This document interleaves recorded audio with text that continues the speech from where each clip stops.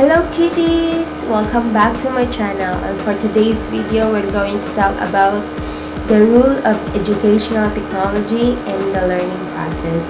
But before anything else, please subscribe to my channel, this one, like, and click the notification bell button below to be notified every time I posted a new video.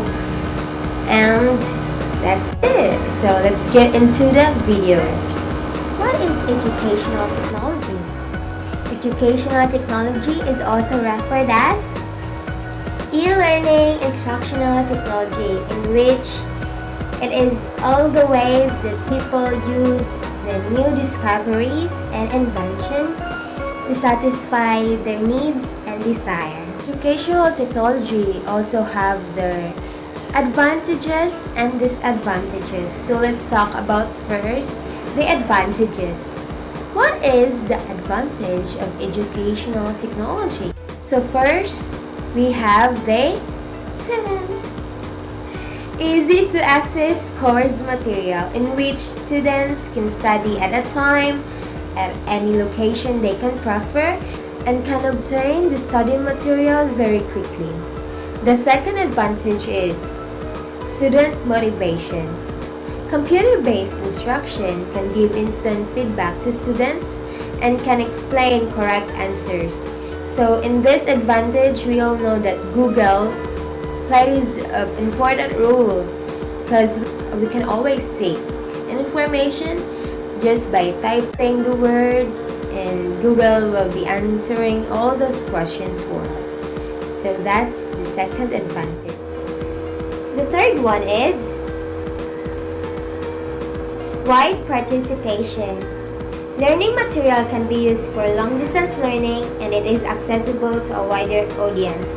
So in this advantage, if this video will be posted in YouTube, so anyone or everyone in the world can see this educational topic, and for me it will be helpful to every one of us to know what is the role of educational technology in the learning process. So the fourth one is improve student writing. So it is convenient for students to edit the written work on a word processor, which can improve the quality of the writing. So in this case, the Microsoft Word, the WPS Word is very helpful to us, because we all know that the Microsoft Word or anything word processor that you will be using will help you to notify if there is a grammatical error, because the word will be turned into red. Yes, there is an underlying word that there is a red on it, and you can simply edit it, putting some pictures, and it will less hassle for our students. And the last one is subjects made easier to learn. Many different types of educational software are designed and developed to help children or teenagers to learn specific subjects. So if you also observe in a Google Play Store or in an Apple ID Store or anything Play Store that you have it right now, if you will search English, there is an app that will help you to discover more about English. These applications that are developed are very useful to us students nowadays, because it gives us more information and it will help us to understand more the subject. So now let's move forward to the disadvantages of the educational technology. The first one is lack of proper training. We all know that if you will seek information in Google, you will find anything. But do you know that those informations are factual or reliable? I don't know either. But one thing is, for me, is sure. Wikipedia is not a reliable source. So as a searcher, you need to check the source if it is reliable and if it is good to others, will not give harm to the readers, so that you will not be misinterpreted or misunderstood to other people. The second disadvantage of educational technology is limited access of students' quality of technology. We all know that students nowadays are struggling on facing the proper education because of the tool that they use. They cannot buy a new cell phone, a laptop, or even a tablet, or even a single pesonet. They cannot afford that because they are also students that are less fortunate, unlike to the others. In that case, it will limit the students' capacity to learn. They cannot attend the class and they will be left behind. The last disadvantage is extra time required for many implementations of educational technology. For example, I am using now the Moodle app that the UC implemented, and it really gives a hard time for me because there is a lot of problems in the Moodle, and it will test your patience because there is always a time that the Moodle is not working. So you should be patient enough to fix the problem and to embrace the problem. Technology can play a traditional role and a constructivist way.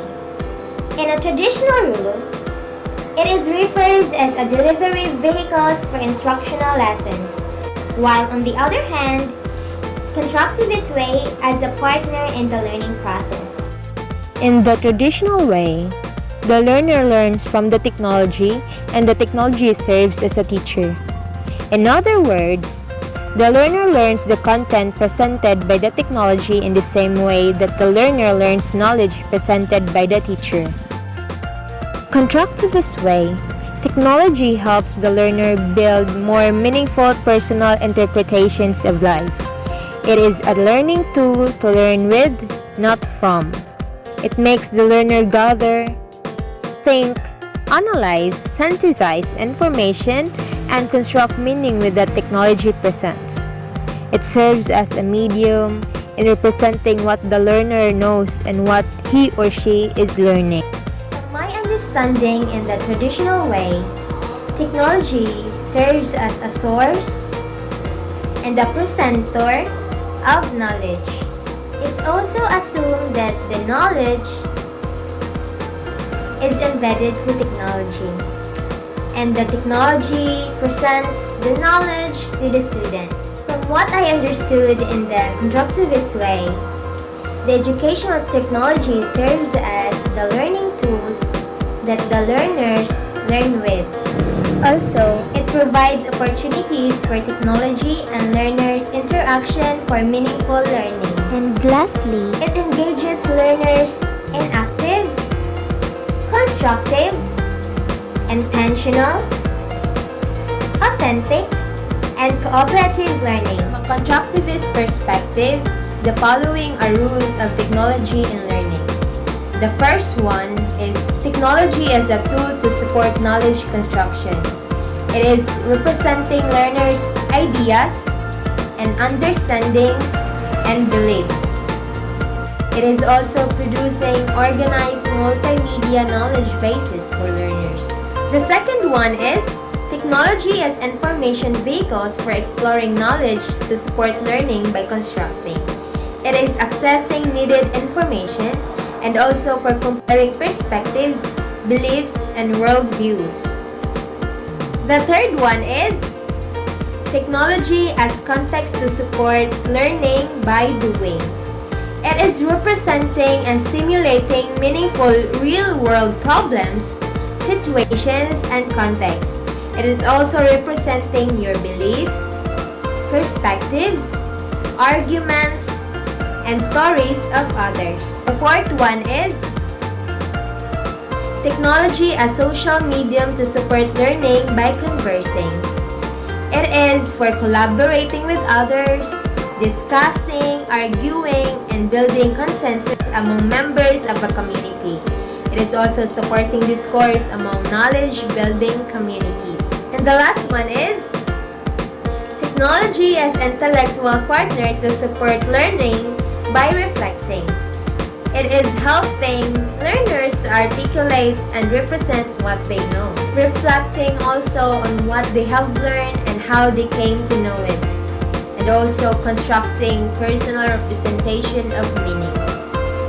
And that's what the perspective of educational technology and learning process all about.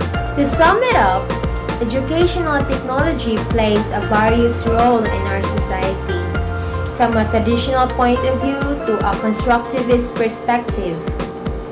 From a traditional point of view, the best example of it is our teachers, because they serve as a representative of our knowledge. They give us information and everything so that it would be helpful to us in the near future.